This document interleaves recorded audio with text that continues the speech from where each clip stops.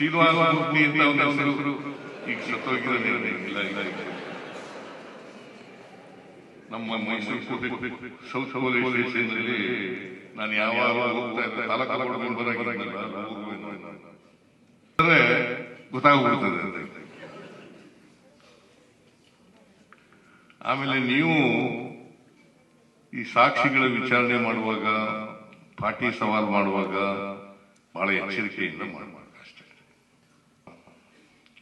ನಾವು ಎಷ್ಟನೇ ಸ್ಥಾನದಲ್ಲಿ ಇದ್ದೀವಿ ಗೊತ್ತಾ? ಕರ್ನಾಟಕ ಎಷ್ಟನೇ ಸ್ಥಾನ?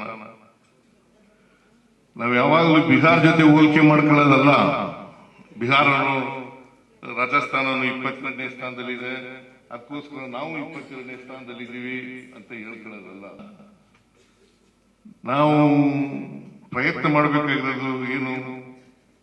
ನ್ಯಾಯ ಎತ್ತಿ ಹಿಡಿಬೇಕಲ್ವ ಅಂತ ಕರೆಯೋವಾಗ ಅವನಿಗೆ ಈ ಚಾರ್ಜ್ ಶೀಟ್ ಪುಸ್ತಕ ಎಲ್ಲ ಬರೆಯೋದಿದ್ನಲ್ಲ, ಚಾರ್ಜ್ ಶೀಟ್ ಬರೆಯೋನಿದ್ನಲ್ಲ, ಅವ ರೈಟ್ರು ಅಂತ ಪೊಲೀಸ್ ಸ್ಟೇಷನ್ ಅಲ್ಲಿ ಕರೀತಾರೆ. ಅವನೇ ಹೆಚ್ಚಾಗಿ ಬರೆಯೋನು, ಐವಗಿಂತ ಜಾಸ್ತಿ ಅವನೇ ಬರೆದು ಬಿಡೋನು.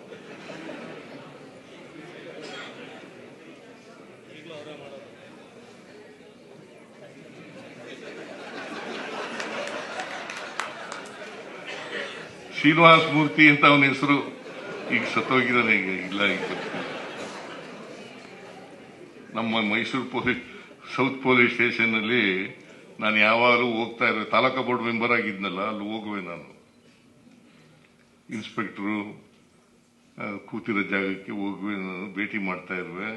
ಸಬ್ ಇನ್ಸ್ಪೆಕ್ಟರ್ಗಳನ್ನೇ ಭೇಟಿ ಮಾಡುವೆ. ಈಗೆಲ್ಲ ನೋಡ್ತಾ ಇದ್ನಲ್ಲ, ಆಗ ಮಾಜರ್ನೆಲ್ಲ ಏನ್ ಮಾಡೋರು ಅಂತಂದ್ರೆ,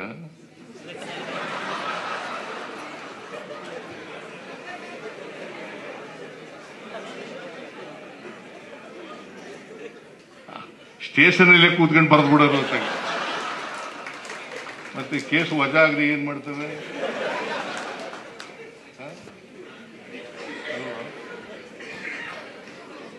ಅದೇನು ಸುತ್ತಾರೆ ಅಣ್ಣ?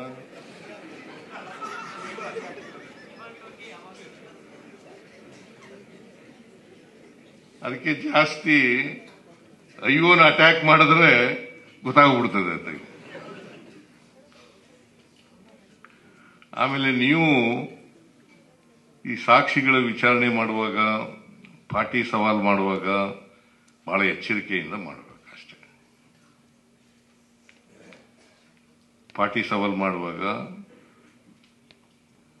ಸಾಕ್ಷಿಗಳನ್ನು ವಿಚಾರಣೆ ಮಾಡುವಾಗ, ಆಮೇಲೆ ಆರ್ಗ್ಯುಮೆಂಟ್ ಮಾಡುವಾಗ ಬಹಳ ಎಚ್ಚರಿಕೆಯಿಂದ ಮಾಡಿದ್ರೆ ಬಹುಶಃ ಕನ್ವಿಕ್ಷನ್ ರೇಟು ಜಾಸ್ತಿ ಆಗಲಿಕ್ಕೆ ಸಾಧ್ಯ ಆಗ್ತದೆ. ಅವರು ಅನುಭವದಿಂದ ಕೆಲವು ಮಾತುಗಳನ್ನು ಹೇಳಿದ್ದಾರೆ, ಅದನ್ನು ಕೂಡ ಜ್ಞಾಪಕದಲ್ಲಿ ಇಟ್ಟಿದ್ದೀವಿ ಅಷ್ಟೇ. ಸಂದೇಶ್ ಅವರು ಹೇಳಿದಾರಲ್ಲ, ಅವರ ಅನುಭವದಿಂದ ಹೇಳಿದ್ದಾರೆ. ಅವನು ಕೂಡ ಆ ಸಲಹೆಗಳನ್ನು ಕೂಡ ಅವು ಜ್ಞಾಪಕದಲ್ಲಿ ಇಟ್ಕೊಳ್ತಕ್ಕಂಥ ಕೆಲಸವನ್ನು ಮಾಡಬೇಕಾಗುತ್ತೆ. ಆಮೇಲೆ ಕನ್ವಿಕ್ಷನ್ ರೇಟು ಇದೆಯಲ್ಲ, NCRB ಇತ್ತೀಚೆಗೆ ರಿಪೋರ್ಟ್ ಕೊಟ್ಟಿದ್ದಾರೆ. ಆ ರಿಪೋರ್ಟ್ ಪ್ರಕಾರ ನಾವು ಎಷ್ಟನೇ ಸ್ಥಾನದಲ್ಲಿದ್ದೀವಿ ಗೊತ್ತಾ? ಕರ್ನಾಟಕ ಎಷ್ಟನೇ ಸ್ಥಾನ? ಎಷ್ಟ್ರಿ? 22ನೇ ಸ್ಥಾನದಲ್ಲಿರ್ತಕ್ಕಂಥದ್ದು ನಾವು. 52% ಮಾತ್ರ.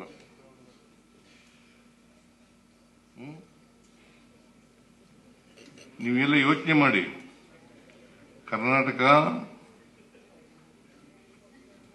22ನೇ ಸ್ಥಾನ,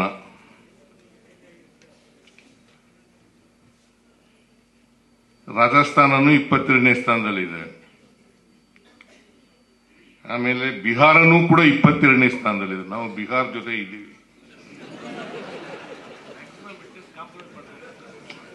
ಏನಾರ ಮಾಡ್ಕೊಳ್ಳಪ್ಪ, ನೀನ್ ಬುದ್ಧಿವಂತಿಕೆ ನೀವು ಉಪಯೋಗಿಸ.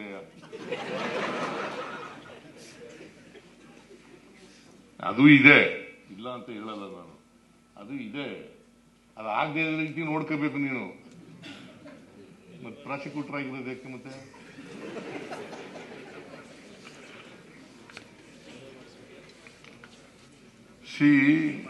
ಕೇರಳ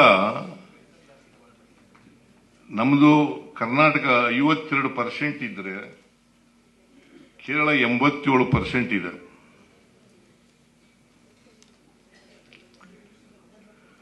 ನಾವು ಯಾವಾಗಲೂ ಬಿಹಾರ್ ಜೊತೆ ಹೋಲಿಕೆ ಮಾಡ್ಕೊಳ್ಳೋದಲ್ಲ.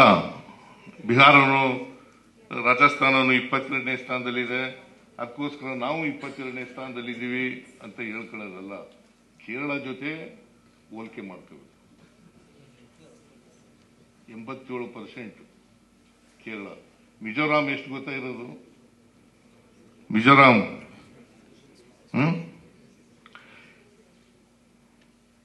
98%.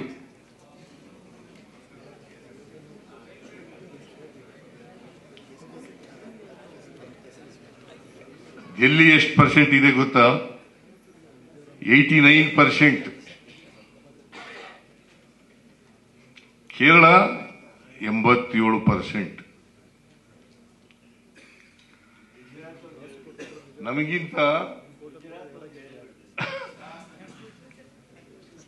ಉತ್ತರ ಪ್ರದೇಶ 72%,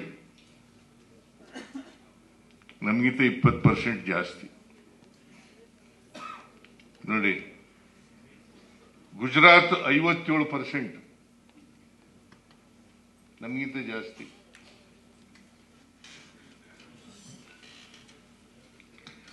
ತೆಲಂಗಾಣ 57%.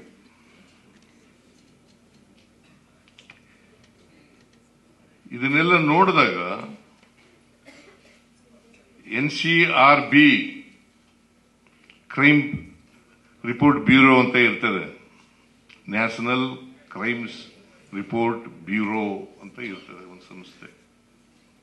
ಆ ಸಂಸ್ಥೆ ರಿಪೋರ್ಟ್ ಪ್ರಕಾರ, ಇದು ನನ್ನ ರಿಪೋರ್ಟ್ ಅಲ್ಲ, NCRB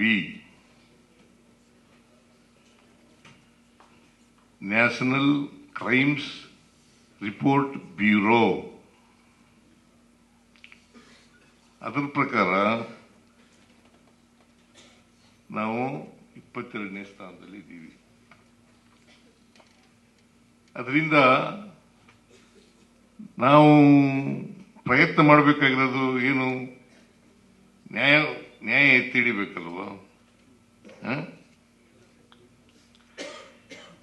ನ್ಯಾಯ ಒದಗಿಸ್ಕೊಡ್ಬೇಕಲ್ವಾ? ನ್ಯಾಯ ರಕ್ಷಣೆ ಆಗ್ಬೇಕಲ್ವಾ?